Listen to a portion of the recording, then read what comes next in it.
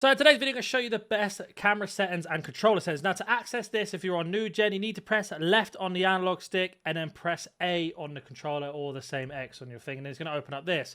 Now you're going to head over to settings as you know, and then we have customized controls. Now, depending on how you play, you want to have it on classic. I know a lot of you guys have it on classic, so I'm not going to talk about that too much. It's going to be more the specific things like the game settings and much more. So you want to basically turn off custom if it's on custom, depending on the situation you're on. So you don't want auto shots on. As you can see there, if you have that on, that means they're going to take a shot by themselves inside the 6-yard box, which if you don't know where that is really close to the goal.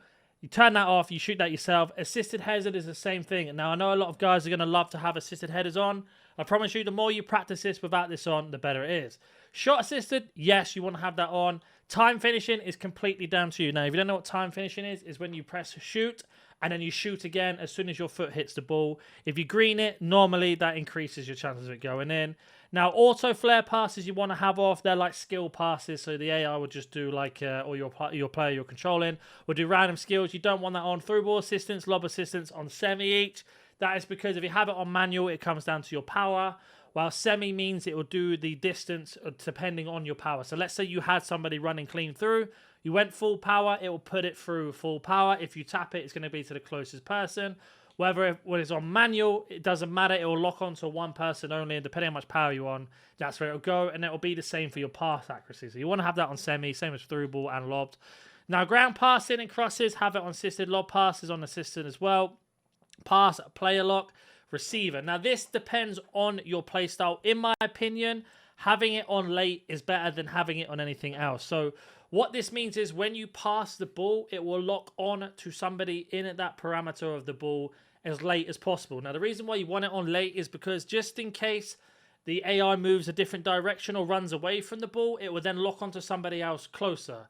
If you have it on a animation start, so as soon as you go to pass the ball, it will lock onto that person early, and it's really easy to defend, especially if you're playing online.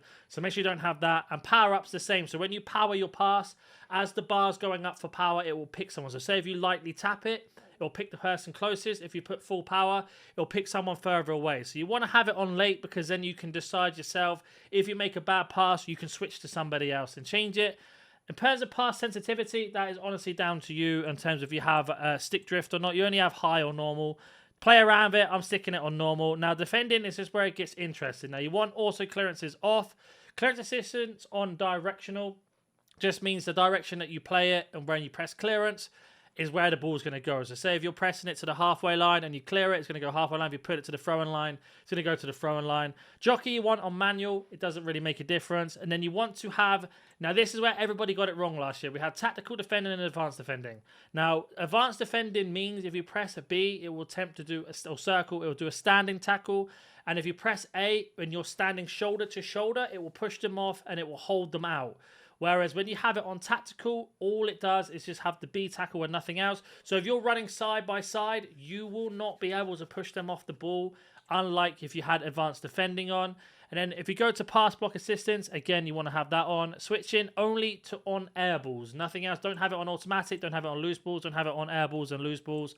Only on air balls. That means if somebody makes a pass on the floor and you're controlling someone to stop that pass, it won't switch you away where the game thinks it needs to be. It will just put it on that. Now, if you have it on air balls only, that means if they play the ball over the top, it will switch you to the closest person to that. That's why I have it on. Auto switching, definitely have that off. You decide who you control and keep it on that.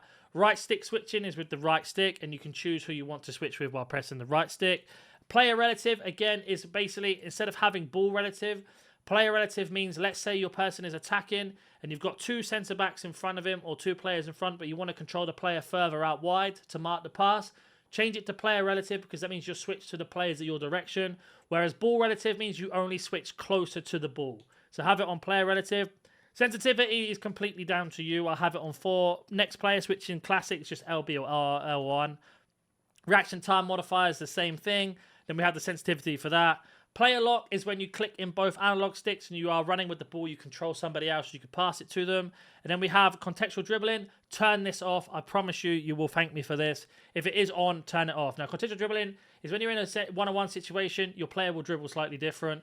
Can slow you down sometimes, can be a better things than other times, but it's EA, and we both know EA are not the best. Save assistance, I always have it on semi. Whether that's going to be different to everybody else or not, I'm not entirely sure. I think that just means if you have it on assisted, you can't do goalkeeper movement. Semi means you can do a little bit. So analog sprint, again, is down to you. Now we're going to head over to camera. So we're going to have it on, not tactical at all. You are looking for tele broadcast as well as the multiplayer on tele broadcast. You want to turn this off if you can. The locked to player camera. So I think that's going to be in terms of a new game mode or something like that. So again, stick to what you're used to. And the same for club's camera. So if you have one camera angle style, let's say you're on telly, turn them all to telly. If you have yourself on tactical, all to tactical. I obviously play on tele broadcast, that's why. And then we're going to have it on, we don't want, is there a tele broadcast for this? So there's like rush broadcast is the one. And then again for keeper, if you want to play behind the keeper, have it on that. Now you want to change this to custom, and how I play it is I have everything on 10 basically. So this is on 10. The zoom is going to be on 0. The far side focus is on 0. Ball tracking speed's on 0. Penalty area zoom, turn that off. That's when you get into the penalty area, the camera goes in to make it more intense. And then your pro cameras can be whatever you want. Now I usually turn the swing off because I don't like it. And you want to turn the power shot zoom off. So when you do a power shot, it doesn't zoom in. Now you want to play around with these a little bit. You can change them in game, but this is something I've had every single year. Always 10 height, 0 on the zoom, a 0 on the far side focus. Far side focus is basically like if you are close to your camera, the top of the pitch, whether it's in focus or not. These settings are really good if you use your radar in the mini-map on the game. If you don't use that, then obviously then you will have to change it slightly. But it's how I play. I'll always get questions on what I use for that. Now this is completely down to you what you want to have. Now typically, I normally just go for player name. I always have it in large so people can see, especially if I'm doing player reviews or anything like that.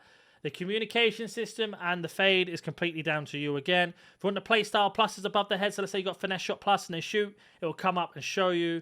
Next player switch is completely down to you. Player-based difficulty indicator is up to you. Hold to skip, you already know what that is. Time and score, score drop down, pass visuals. They're all here for you to change, especially the radar. You can choose the colors or anything like that. I always keep it on default anyway, nothing too crazy there.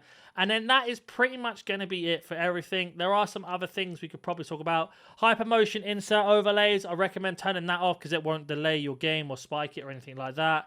And then it looks like everything else is going to be how it has been every other year. Audio is completely down to you. We've got simulation settings and much more. But they are going to be the best ones. If you have any questions, comment down below. And if you're new to the channel, smash that like button, subscribe, and I will catch you in the next one.